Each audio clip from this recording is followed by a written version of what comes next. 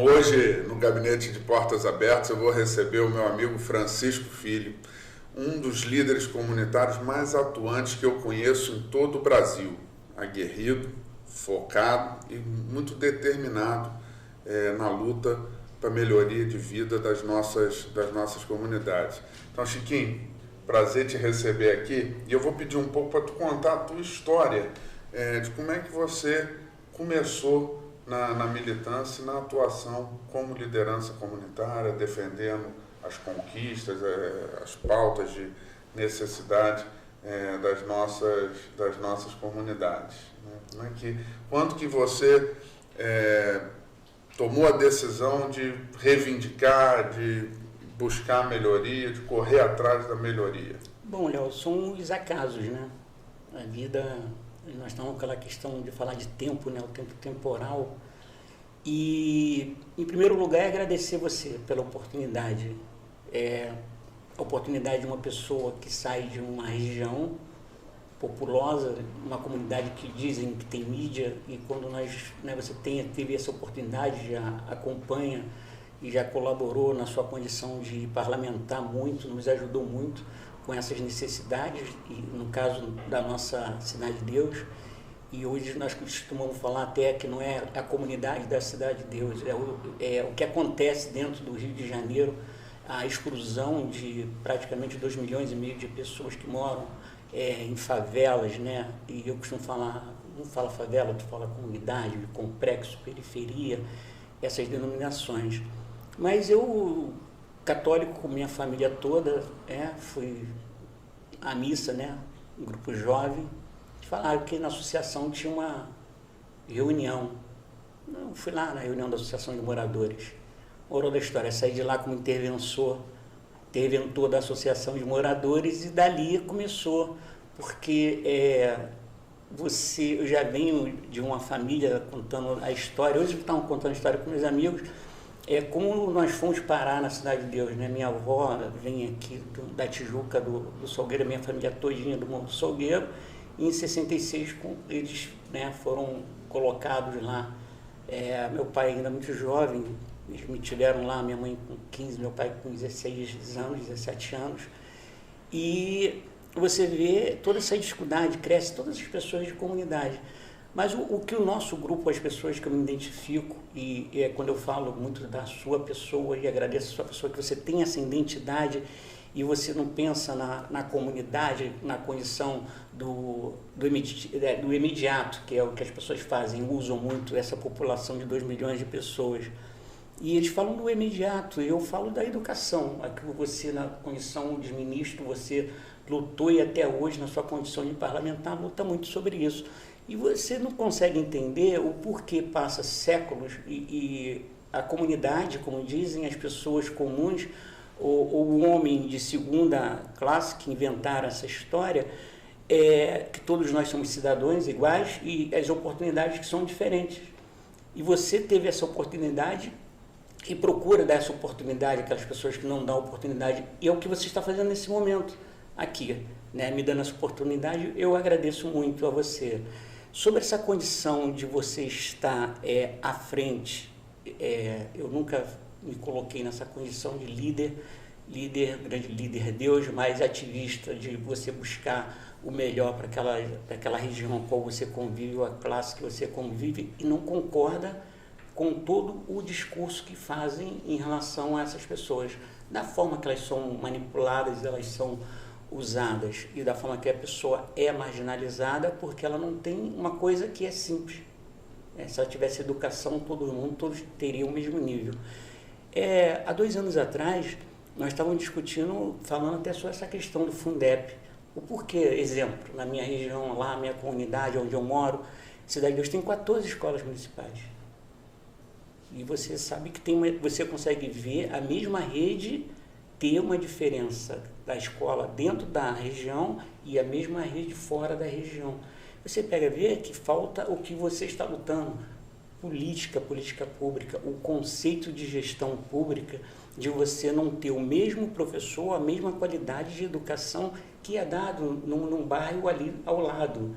Você hoje, quando se fala de comunidade, de favela, e eu, quando eu falo assim, quando eu falo do Léo, assim, você me dá essa liberdade, falou com orgulho, a condição que você vê, assim, dessas pessoas que você está falando, cidades, você vai na cidade deles e fala assim, ó, tem 80 mil habitantes ali, você vai em outra comunidade, tem 100, e você olha e tem um fundo de participação para um município com 25 mil habitantes.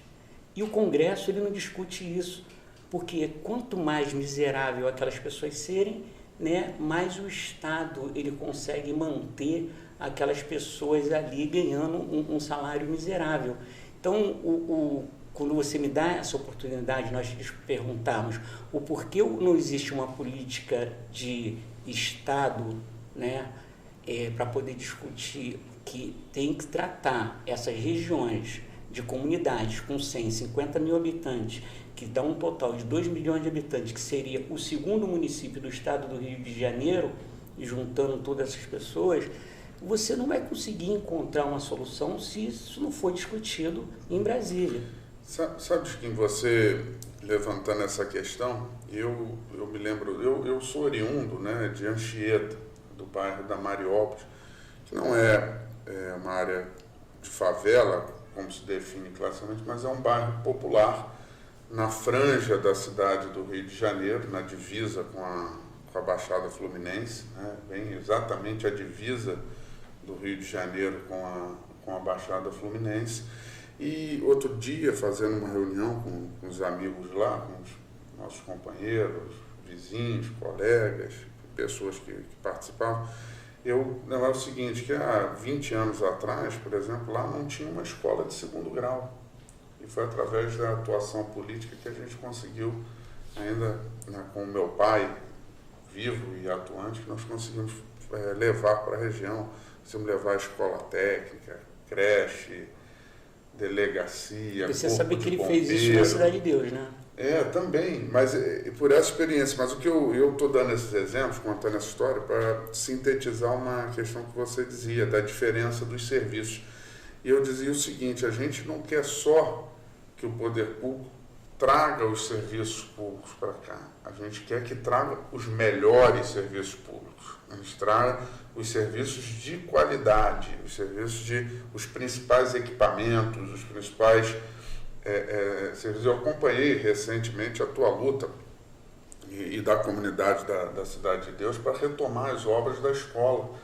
Estavam lá paradas há 10 anos, há uma década paralisadas, que agora, né, o governador Cláudio Castro, com sensibilidade, retomou as obras, mostrou todo o respeito à população da Cidade de Deus e à população que vive nas comunidades, nas favelas, no nosso uma escola de ensino médio estado, uma escola de ensino médio, que é justamente onde a gente vai dar a oportunidade do jovem de se qualificar e de se formar profissionalmente, de buscar ter o sonho e realizar o sonho de cursar uma universidade, um curso superior, de poder vencer na vida com o seu trabalho, com o seu esforço, né? Longe da violência, longe da criminalidade. Então, assim, que é o futuro que a gente espera para a nossa juventude, né? Oportunidade, uma vida saudável, uma vida digna de oportunidades. Então, segundo ponto, eu quero aproveitar aqui o seguinte, tem muita gente que nos assiste, que inclusive fora do Rio de Janeiro, né? Que não conhece bem esta realidade, né? da nossa cidade. A Cidade de Deus, você vive, foi criado, conhece como ninguém, ela ficou mundialmente famosa pelo cinema. Mas eu queria que você contasse um pouco para as pessoas que nos assistem qual a diferença da vida real para aquilo que o cinema mostrou. Quais são os desafios do dia a dia, quais são os desafios e a luta do dia a dia, as dificuldades e aquilo que a gente sabe que precisa melhorar. Léo, a luta do dia a dia e as dificuldades no cotidiano da vida, a lei existe. A questão do filme, ele levou a Cidade de Deus, que que poderia ser qualquer outra comunidade, qualquer outra região que tenha a mesma dificuldade. Mesma característica. E a Cidade de Deus, na realidade, ela se projetou internacionalmente, mas ela não ganhou nada com isso. Quando eu falo, você falou da escola de ensino médio, depois de uma década, conseguimos, graças a Deus, agora, você se esforçou muito para isso. E toda essa demanda que nós temos ali de procurar fazer política pública séria, não só maquiagem na praça, essas coisas todinhas, que é assim que é tratado, somos tratados dessa forma, principalmente no momento político desse agora, né, que aí as pessoas até... Teve uma pessoa falando, chega a época de campanha, acontece tudo, e depois não acontece nada. Isso traz um descrédito ao homem público, né, muito grande. E talvez seja por esse motivo que cai o eleitorado de 50%, 55%. A desilusão, né, das pessoas. Porque eles falam assim, está acontecendo. A Cidade de Deus, pelo contrário, ela foi marginalizada com o filme, né, respondendo a sua pergunta, e muito. E as pessoas souberam usar isso mundialmente, ganhar muito dinheiro com isso. Falar da Cidade de Deus, porque pessoas eram moradores, depois não viveram, não vivem, porque normalmente o que acontece em comunidade é assim, né? A pessoa consegue se projetar, ela não tem a mesma visão, principalmente lá do americano, né? O ativismo deles, que lutam ali pela classe social deles. E em comunidade normalmente não ocorre. As pessoas elas melhoram e têm até vergonha, elas voltam muito pouco e se colocam acima daquela condição que as pessoas vivem. Então, na minha opinião, a Cidade de Deus ela foi prejudicada com o filme, porque todo mundo conheceu, mas ela não teve nenhum ganho social, público daquilo. Não houve nenhum desenvolvimento. O desenvolvimento foi quando veio a escola, quando chega lá a FAITEC, a Cidade de Deus, a Casa da Justiça de Direito, que a Cidade de Deus ganhou, Correios, isso foi pelo contrário, perdeu, e hoje nós estamos pedindo a ajuda do MDB, a ajuda do deputado Leonardo Pisciani, para poder resgatar esses serviços, que é isso que traz cidadania, isso que traz qualidade de vida. Essenciais, né? E que não são favores. Então, as pessoas elas costumam usar isso em momentos inadequados, que é naquele momento de 3, 4 meses que vai acontecer uma campanha. Isso é importante as pessoas que a gente estão nos assistindo saberem o seguinte: hoje um segmento, algo que cresceu enormemente no nosso país nos últimos anos, nesse período da pandemia, foi o chamado comércio eletrônico. As pessoas passaram a fazer muito mais as suas compras, desde o mercado até a roupa, até, enfim, tudo que se possa imaginar de forma remota, né? Pela internet, pelos aplicativos de compra. Mas, evidentemente, que precisa, para chegar até a casa da pessoa, precisa ter quem entregue, os correios, as empresas transportadoras de logística. E muitas pessoas que não conhecem a realidade das comunidades sabem que a falta dos correios, desse serviço lá, impede que o morador da comunidade receba na porta da sua casa a compra que ele fez pela internet, como o cidadão que vive em outra parte da cidade recebe. Vive em outro bairro da cidade. Daí a importância dos serviços chegarem na sua plenitude a todas as pessoas, porque isso é exclusão. Porque quando você não permite que esse serviço funcione na plenitude, naquela parte da cidade, você está excluindo as pessoas que moram naquela região desses serviços. E nós acreditamos que essa semana, ou semana que vem, o governador já receba, com a sua luta, essa excelente notícia, que são os AGCs, né, que o Correios criou.